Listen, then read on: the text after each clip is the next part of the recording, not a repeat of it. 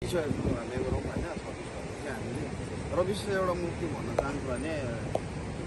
जो पनि कुनै पनि एउटा मानवीय व्यक्ति कसैले पनि होस् हाम्रो यहाँ दुधे अब अपराधिक तर्फको मिडिया नगरिदिनु भन्नु उहाँले अब सायद हाम्रो राम्रोको लागि गर्नुभयो अब नेगेटिभ मात्रै नसोच्नु पोजिटिभ पनि हुनसक्छ होइन राम्रोको लागि भन्नुभयो कि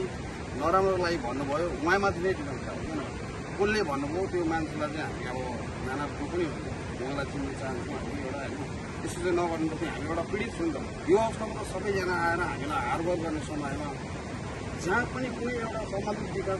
विभागमा पुग्ने चाहिँ सम्बन्धित अहिले मिडिया छ नि त मिडियाबाट यहाँबाट पुग्छौँ हामी अहिले यस्तो अवस्थामा कोही भागमा आदि चलाउनु सक्नु भ्याउँदिन जानु मिडियाकर्मी त खास गरेर एकै सर्कलमा कतिजनाले हेर्नु यहाँ यस्तो हो भने यो कुरोलाई चाहिँ हामीले एउटा प्रतिबन्ध गर्ने हामी एकदम तर आँटाका तन्त्रको एकदम भन्ने कुरा अब कस्तो चाहिँ दुःखी भएको छ भने यो चाहिँ किन गर्यो भने हामी एउटा को रहेछ उहाँलाई जान्नु पनि चाहन्छौँ र उहाँले हामीलाई एउटा क्लियर हिजो दिनुपर्छ किन चाहिँ गर्यो किन गर्न चाहनु भएको उहाँले होइन के छ यसको विषय या त हाम्रो अब राम्रोको लागि गर्नुभयो उहाँले वा नराम्रोको लागि गर्नु उहाँमा त्यसो नि त हामी त अहिले त किनभने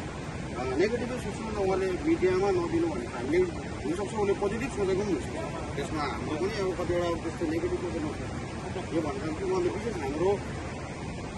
प्रपरली भन्दाखेरि 7-8 घन्टा एउटा अहिले भनौँ भने पकाउने भाँडा कुरोदेखि लगेर एउटा लाउने लगाएको लुगा मात्रै समाउँछ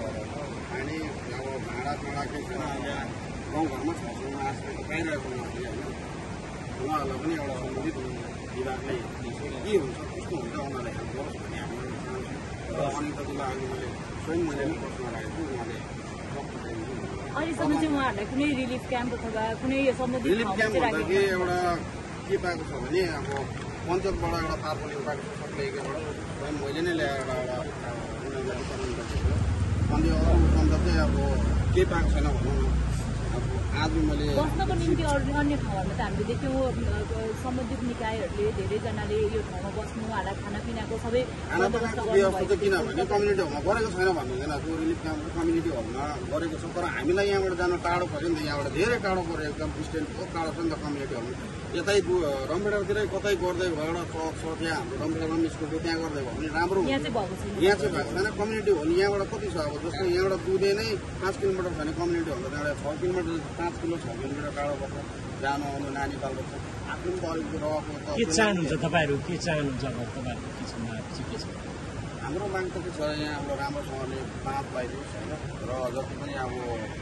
पीडित परिवार छ उहाँलाई अब के सक्नुहुन्छ उहाँले सायद हामी यही दिनुहोस् भनी भन्नु हिजो मुख्यमन्त्री ममता ब्यानर्जीको दुधेमा भ्रमण भयो